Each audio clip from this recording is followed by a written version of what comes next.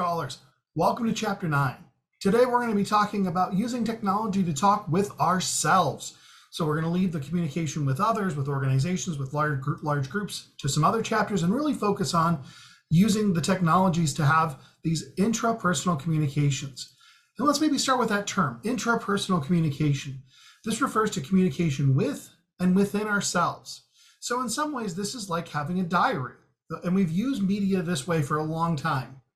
So when we have a conversation with ourselves, even though we address it, dear diary, we don't want to anthropomorphize the diary. We know that it's not real. We know it's not listening to us or talking back. Really what we use diaries for is a way to talk with ourselves, a reflection at the end of the day, in a way that may make it more comfortable than just sounding like we're actually having a conversation with ourselves. Now we find that communicating with ourselves and within ourselves happens a lot. Now, admittedly, this is a little bit of a contentious term within the communication discipline, because there's a lot of scholars that may think, hey, isn't this just psychology? How do we think about thinking with ourselves? And there's also a debate of, well, if you spend a lot of time talking with yourself and communicating with yourself, are we all just a little bit mad? The reality is we actually spend a lot of time talking with ourselves, and not in a way that would suggest that we may have some sort of psychological instability. Instead, we can talk about this in terms of self-talk. So there's an old Saturday Night Live sketch of Stuart Smalley talking about daily affirmations. You probably engage in some self-talk yourself when you're getting ready for a big presentation, walking yourself through the presentation, pepping yourself up about the presentation. Today's going to be a good day. This test I'm going to rock it out. A lot of this self-talk goes on in our day, and we don't think of this as some sort of psychosis. This is as we mentally frame the day or prepare for the day or just need to get ourselves hyped up to affect our attitude. This can also manifest in a couple other ways too. One of which is, as scholars have talked about, intrapersonal communication as imagined interactions. We're expecting to talk with a friend today, with a boss, with a coworker. And so as we prepare for that, we internalize these conversations and have these imagined interactions, trying to work through what that conversation is going to be like with the other person. You're about to walk into your boss's office to ask for a raise. You internally think through this interaction and pretend what it's going to be like, playing both yourself and your boss to prepare yourself for this interaction. What happens if they say no? What if the boss asks you to justify why you would need a higher salary? What if they make a counter offer? You imagine these interactions to prepare yourself for potential reactions to have. Well, if they ask about why I need a greater salary, I talk about the things I've been doing for the company or the benefits that I've been offering. And so this isn't just psychology, because this is really not just thinking through it, but really having meaningful, substantive communications. Online, we've engaged in this sort of self-talk for a long time. From the earliest days of sort of self-generated websites rather than organizationally generated ones.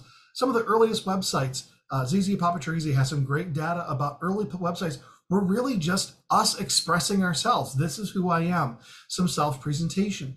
And on the one hand, that was meant to be an external audience. Let me share with others who I am.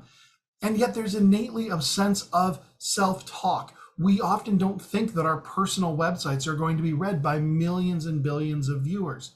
There may be a few, celebrities certainly be amongst them, but for most of us, if we have a personal website, this isn't read by large volumes of internet denizens, rather a few people. And sometimes the sort of cathartic or self-discussion effect, self-exploratory effect of talking online helps us understand who we are, what we're interested in, what we think about, what we talk about, and therefore understand ourselves better. So personal websites have been used like this for decades. Increasingly, we've seen blogs and vlogs used this way as well. I think there's a turn towards influencers and talking about those who are very directly trying to talk with others, but especially at their start, both as individuals start many of their blogs, realizing without an audience already established that we're just sort of talking to ourselves. But then certainly there's a lot of people who have blogs out there or video logs where the audience is really just themselves. And it's a sort of online diary where we have a chance to work through our feelings and work through what the day was, or try to understand ourselves and how we interact with others in the world, engaging in a performative but still self-talk, this intrapersonal communication. Another common place we really see this self-talk is in social media updates. A lot of these, whether it's some older channels like Facebook or newer channels like TikTok and Instagram, is us just sharing ourselves. This is who I am. It's very self-presentational in nature. And some of this, and we'll talk about this in other places, certainly maybe with another audience in mind, but a lot of this is just tell me about me. What am I thinking? Where we document those thoughts, feelings, and events and going-ons. Now, that said, this is a great lead into the other way that self-talk occurs online, is that imagining audiences and imagined conversations. I mentioned earlier that if you were getting prepared to talk with your boss, you sort of envision what that would look like and work through your head what that interaction would have. We actually find out that a lot of what we do online, particularly in social media, we do, as we construct the messages, we do this with a mind to who is going to be the audience to this message. And so some of Alison Eden's work has beautifully captured this, that when you compose a Facebook message, you don't just compose it sort of in a void communicatively, but rather you do so thinking about, well, my grandmother's going to see this, or my coworker is going to see this. And you craft and you affect that message based on how you perceive those imagined audiences may interpret your message or you through your message. And so in doing so, even before your grandmother or your coworker sees the post, we engage in the self-talk of, oh, well, grandma wouldn't like me to use that particular word, or my coworker might be frustrated if I denigrate or talk poorly about the organization in that way. And so we engage in this self-talk, imagining how our audience may respond to this message, and in doing so, start to change our message. So this intrapersonal communication, this self-talk, really manifests in a lot of different places online. Now, to talk about the self and interpersonal communication, one way we should talk about this, or maybe sort of the important sidebar here, is talking about identifiability online.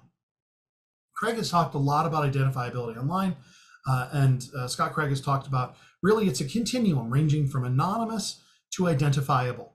Now, importantly here, even though it's a continuum, where the particular points of demarcation are delineating anonymous from pseudonymous or pseudonymous from identifiable is a little bit fuzzy.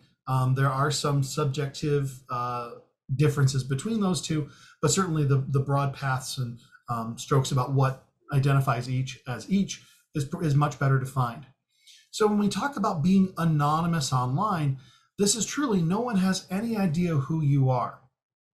We'll talk about this more in a minute, but it may be not only that there's not a picture of you, but also there's not even a clear connection between who is sending the message and the message itself. And so you see this in particularly early chat fora, where the discussion board would just say, a user has posted this message. And when a message comes through and the next message comes through, you're not even sure if those two messages are authored by the same individual or different individuals. There's no way to tether the message to the individual. The other side of this is identifiable. And I think this is probably much more intuitive. We know what this looks like. We know well who's speaking.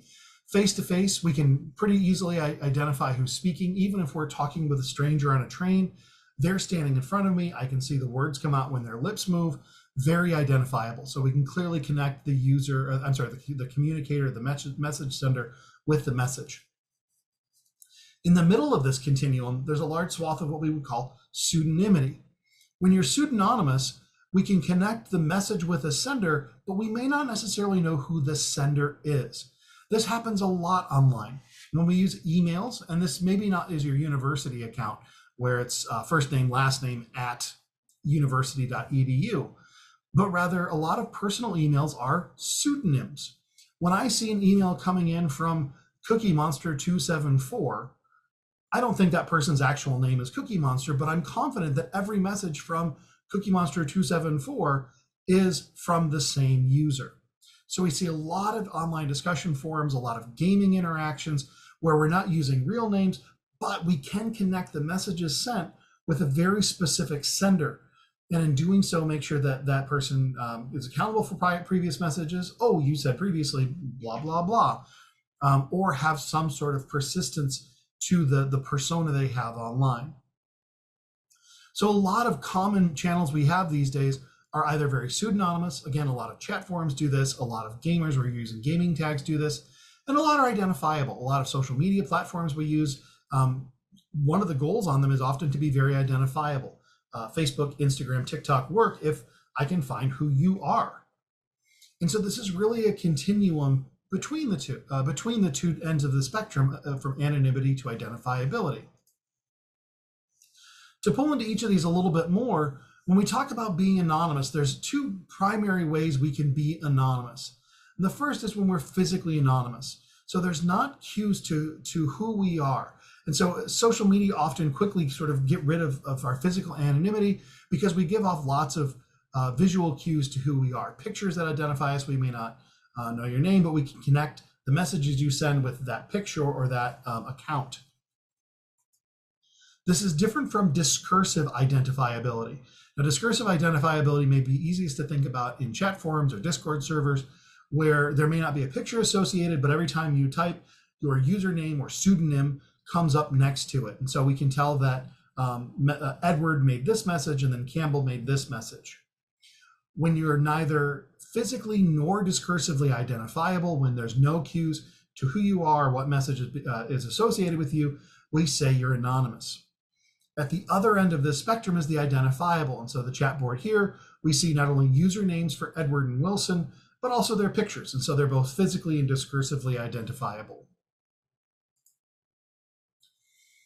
And so there's questions about which of these levels of identifiability does what, or sort of what do we get from being each of these levels of identifiable? And each has their own sort of positive and negative potentials. Starting with anonymity, there are some benefits here. One of the benefits of anonymity is status equalization. We've talked about this previously when we've talked about organizational and group communication. Since I don't know who's speaking, without any cues to who you are or your position in the group or the organization, all of a sudden some of the status differences are flattened out. I'm not worried about saying that's a stupid idea because I'm worried that it's my boss, because I don't know if it's my boss, it could be anyone. And the other side of it, I'm not worried about consequences to saying that's a stupid idea, because since my boss, if that's even them, can associate the phrase that's a stupid idea with me, and therefore I'm facing the consequences. So one benefit of anonymity is it can give us some status equalization. Other challenges, and this one I don't know which category to put it in, is sort of a pro or a con, is it can really depersonalize us. When we don't know who we are, we're not connected and feeling accountable to the things we've said, we can feel really depersonalized. So in some places, sites like PostSecret, where you go in and anonymously make confessions, you're not worried about the consequences of saying that. That can be very cathartic. We can have a very good feeling about that. And so there, the depersonalization or de-identification can be really good. The challenge is when that depersonalization leads to really negative effects. So by virtue of being anonymous, sometimes people are much more comfortable saying everything from racist things to sort of antisocial things online, not fearing for consequences themselves. Since we're not going to stand in a street corner and say something terribly bigoted because people can see me or videotape me or think ill of me, we can go online and say those things because, well, I'm never going to face the consequences for those actions. There are sometimes lack of consequences can be beneficial, again, group processes and status equalizations, but this also does help understand why sometimes online trolls and other vitriolic things are said online, is because that shield of anonymity allows people to say things sort of unfiltered and without consequences. The next level of this is pseudonymity. This has got some conversational benefits and challenges as well. One of the benefits is when you're at least pseudonymous rather than anonymous, it really helps with communication flow, because now we can track who said what to what messages. And so we can start getting things like continuity in our interactions. Looking at emails or chat threads, we can refer back to previous messages and speakers. Well, Bill, previously you said this, and then Mary replied that, and I want to take that into context as we talk about this new thing. And so it's a lot easier to talk about, refer back to previous communications and interactions that way, even if the speakers' names aren't actually Bill and Mary. The other thing we've seen a lot of writing about with pseudonymity is identity trials. Some of Sherry Turkle's work in the mid-90s really dealt with this. So imagine for a minute, if you will, you live in a small conservative town, but you're wrestling as you grow up with whether or not you're gay. And a lot of kids growing up are wrestling with sexual identity and identification. Who am I? How do I feel? There are real consequences to that, trying to express that and wrestle with Am I gay? Do I like people of the same gender? In a small town with very conservative values that may not give you that chance. Or if you say, hey, I'm working through this, and all of a sudden you're feeling shunned, or that your values don't match the values of the town, that's a consequence that's really going to stigmatize you and stick with you for your whole life. And it's going to be even more interesting if you realize later on, well, maybe you're not gay and that was just something you were working with. We say it would be a bell you can't unring. And so there's some real consequences to that, socially and interpersonally and societally. Online, without being so directly connected your statements to yourself, Trickle talks about we can engage in these identity trials. We can talk about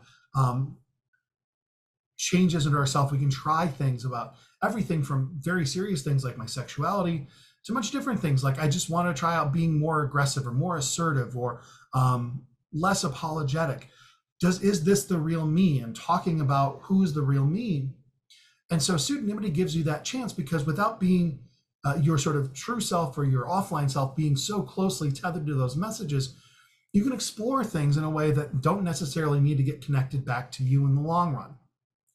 Again, though, these same things can also let us try things out like, what if I was more racist? This is not a good thing. And so these identity trials, while there's a lot of good sort of therapeutic and personal development approaches, also can explain a little bit why sometimes online people can be jerks. The further side of this is identifiability. Because now we're very tethered to our interactions, this gives for a lot of accountability.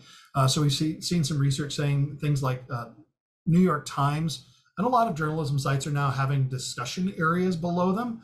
And when the discussion areas are anonymous, just having users post things, again, led to really vitriolic, negative sort of diatribes, just people yelling at each other and calling each other names and saying awful things. What the New York Times found was that by linking your Facebook profile to the ability to comment, by virtue of when you comment, you're now having your face there and your name there, comments were much more civil. So one of the things that illustrates is that with feeling accountable, feeling like we're going to be held to account or connected to the statements we make, may actually allow for a little bit more level-headed conversations online. This can also lead to self-effects, though. We'll talk about this in a moment when we talk about identity shift, but by virtue of being tethered to the things that we say online, the things that we say online can in fact change who we are, or at least how we see ourselves. Again, we'll come back to this in a moment when we talk about identity shift. So part of this, there's a question about who are you? And I don't necessarily mean this from a Kierkegaardian philosophical debate, but when we talk about how do we express the self or how do we understand the self, there is a question of who are you? And so there's a couple different selves that we can present when we present ourselves online. And so let's run through some terms quick, and then we'll talk about how they manifest in online interactions. The first self that we talk about is the actual self. And this is really the true you. Sometimes we ourselves have a challenge seeing the true you. So really the true you is that sort of amalgam of how you see yourself, how your friends see yourself, and maybe what may be that capital T truth, the real you. Now, interestingly, we've seen a bunch of studies note that our social media profiles actually do a really good job of presenting the actual us. Part of this is because they're very mass personal. They're shared with a lot of audiences, with large audiences who can then interact with us and therefore hold us to account. And so if you're on your Instagram profile saying that I'm a really active person, and I love the outdoors and I'm a fitness buff, your friends can come on there and say, look, you're a couch potato and you like playing video games and you're scared of the daylight like a vampire. And so these online spaces tend to present a really faithful look at the actual self, because there's so many different facets to your social network that can come on and sort of correct you or call you out.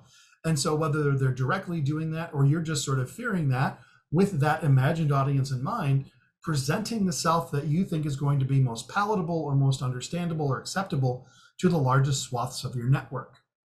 So one way to think about the self is the actual you. The second way to think about the self is the ideal you. This is the self that you aspire to be, that you strive to be. Depending on when you're watching this video, it may or may not be around spring break.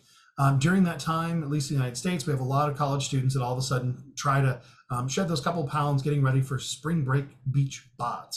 That's a very difficult phrase to say quickly. And so when you're posting that profile on a dating site or on a social network site, we find a lot of college students are actually updating these profiles right around the time of spring break, because they're coming out of Christmas time, where may have put on a couple extra pounds or been inside a lot more or less active. Suddenly they're very much hitting the gym, and so they've shed a couple pounds. And this is the part they say, this is the ideal me. This is the me that I strive for. If you're posting pictures of you studying, that may be the you that you hope to be. I'm going to be more studious. And these, importantly, aren't necessarily lies, but these are sort of the aspirational selves that you truly believe you can be. And the last of these is the ought self.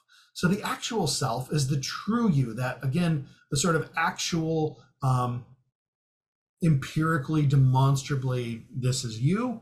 The ought self is how you see yourself. And this is where we see a lot of variance, how we see ourselves when you look in the mirror, not necessarily literally, but figuratively. Do you see yourself as wiser than you are, dumber than you are, more extroverted than you truly are? Because there can often be a discrepancy between how we see ourselves and how others see ourselves. Now, these three don't often line up, but there are sort of differing levels of division between them. And so there's some interesting studies about dating where we talk about what are the challenges of dating sites. And across these studies, there's kind of been robust findings that one of the biggest challenges of dating sites is that daters online are often really fearing other people lying or being deceitful or selectively self-presenting, but then self-report that they're actually presenting themselves as fully and faithfully as they can. And how do we resolve that? That, well, I'm telling the truth, but everyone else must be lying. And one of the ways that's been done is through these understandings of the self. When we present ourselves, we're often presenting either the ideal or the ought self. So we'll present ourselves, again, using profile photos from maybe a couple months ago when we were working out more. It's not a lie. That is me. That's the true me, and that's the who I'm going to be. The challenge is then when we start, and the idea is that when we start dating, and it's on the online dating site, and the dating here does not mean going out for a date. When we start talking with somebody, we say, okay, I put 5 pounds on since that photo, but when I find someone that I like and we start talking, I'm going to start hitting the gym again, watching what I eat more. And by the time we do meet face to face, we move from the online interaction to the offline. I will be 5 pounds back down, or I will have finished my Duolingo Spanish lesson and have at least introductory Spanish, whatever that case is. And it's that difference between the ideal and the ought self, that discrepancy is really what explains a lot of the concerns that most people seem to have about, I'm honest, but everybody else is a liar. They see these ideal selves that others are expressing, which they kind of think don't match the ought or the actual self.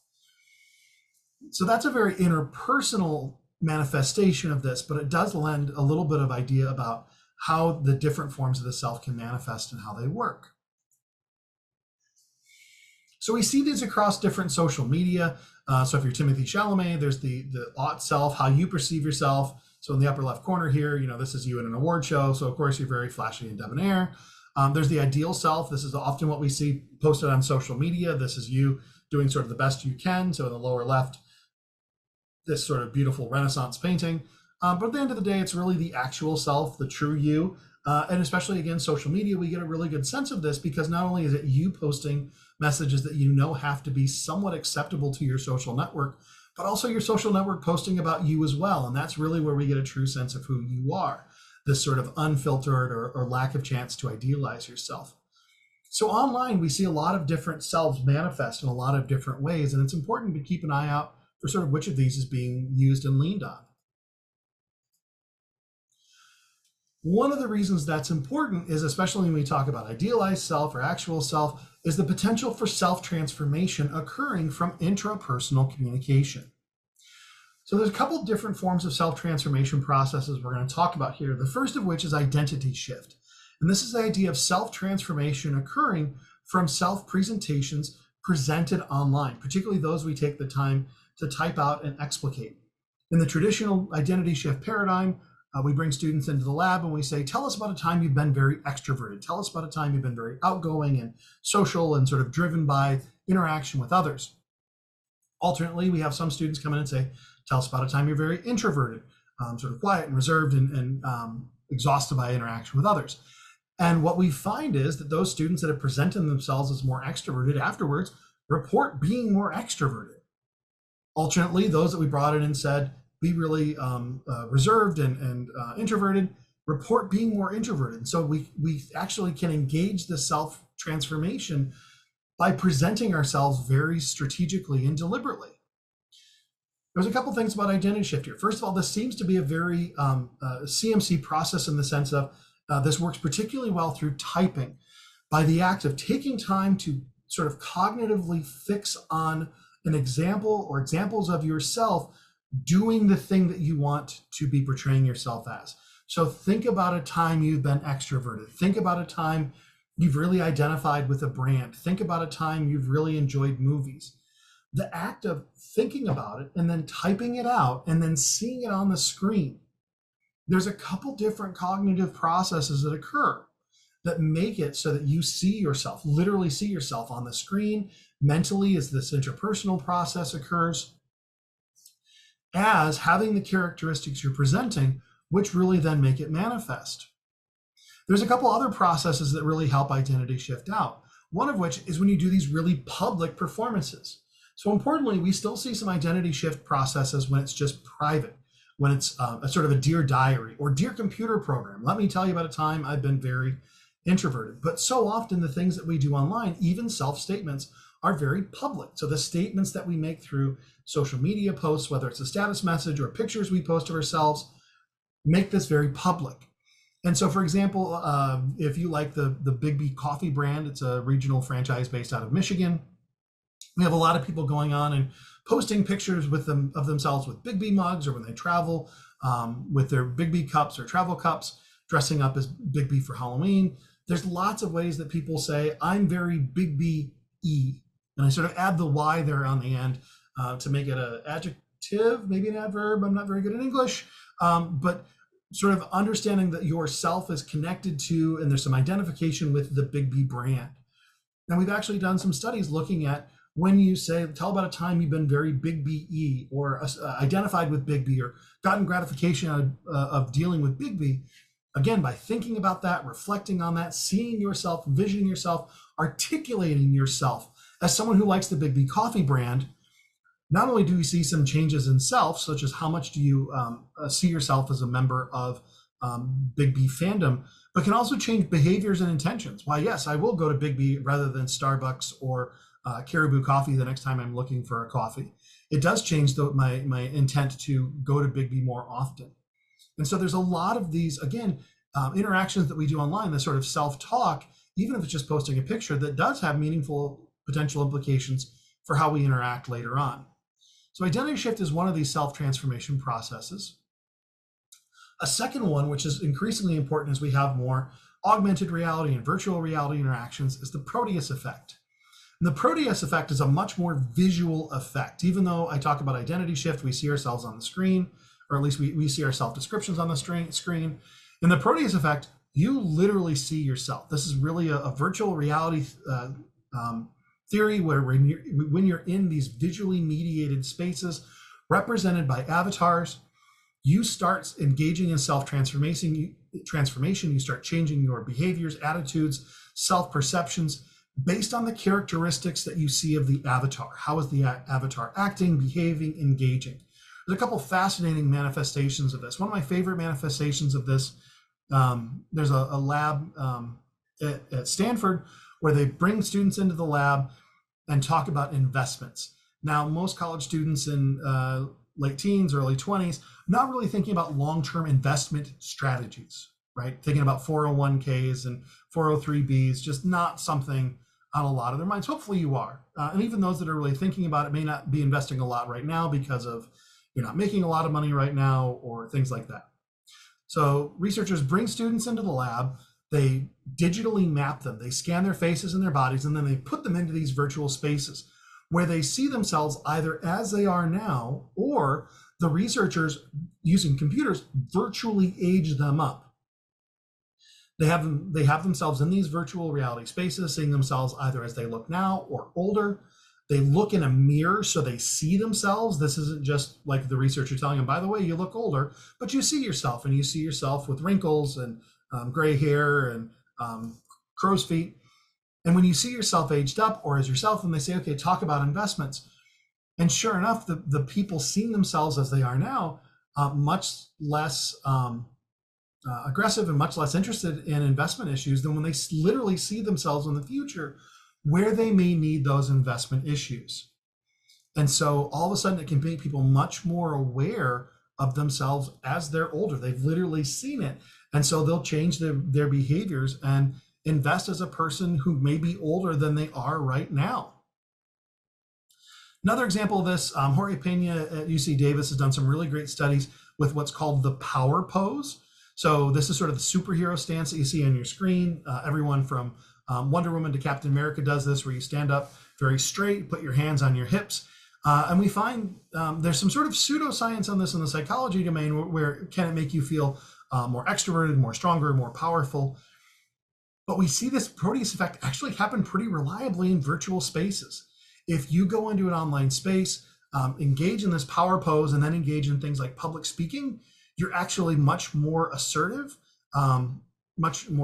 will project much more clearly, more direct. We have a lot of those positive things that we associate with someone engaged in this power pose. It can make people more, I don't want to necessarily say aggressive, but more confident in their negotiation skills, more assertive in their negotiation skills than someone who's assumed another position with their avatar. And so seeing our own physical representations on screen, whether we're standing up as a power pose or much more laid back and lethargic, can have big implications for our offline behaviors. So identity shift and Proteus effect have a lot in common. It's how our online presentations are going to change our offline behaviors. The big mechanism that really differentiates them is how we're seeing ourselves. And the identity shift paradigm, this is really writing about ourselves. We've seen a little bit with photography work. Post a picture of yourselves, although the findings on that have not been as clear. But taking time to really type about yourself. It's a very textual self-presentation. Alternately, Proteus effect is very visual. We've got to immerse you in a virtual space, see yourself as either an avatar, whether it's anthropomorphic or cartoon-like, or just as you, as the Stanford scans of yourself have done. And so one's a very textual and the other's a very visual self-transformation, but both of them point to the same things. The way that we talk about ourselves with ourselves online can drastically influence how we see ourselves and how we think about ourselves. So with that, we've gotten through the intrapersonal part of communication, computer-mediated communication, but don't stop thinking here. There's a couple ways we can continue on. First of all, think about where you're presenting yourself online. Think about, given those spaces, who are you presenting to? Who are those imagined audiences? And then what dimensions of yourself are you presenting, or are you not presenting? Are you keeping in because of that imagined audience?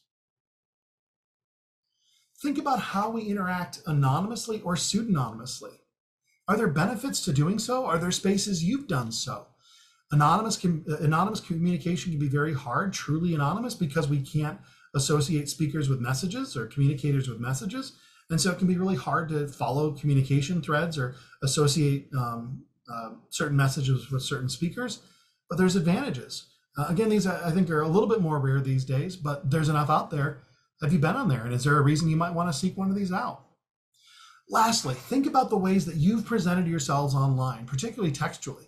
Again, status updates, I would imagine updates on TikTok or self-presentation where you're talking about, today I was really adventurous, I went skydiving. Think about those ways that you've potentially experienced and activated some identity shift processes. Was that purposeful? Did you think about, by presenting myself as somebody who's skydiving, I'm very extroverted and adventurous and risk-taking? Does that make you more risk-taking? Or did you not think through that? And maybe it just happened and que sera, sera. So intrapersonal communication may start some fisticuffs and pugilism in various departments, but there's a lot of important ways that we talk about ourselves online, and we need to keep thinking about those as we move forward. So that's it today for talking with ourselves through technology. Thanks so much for sticking with us, and we'll see you next time.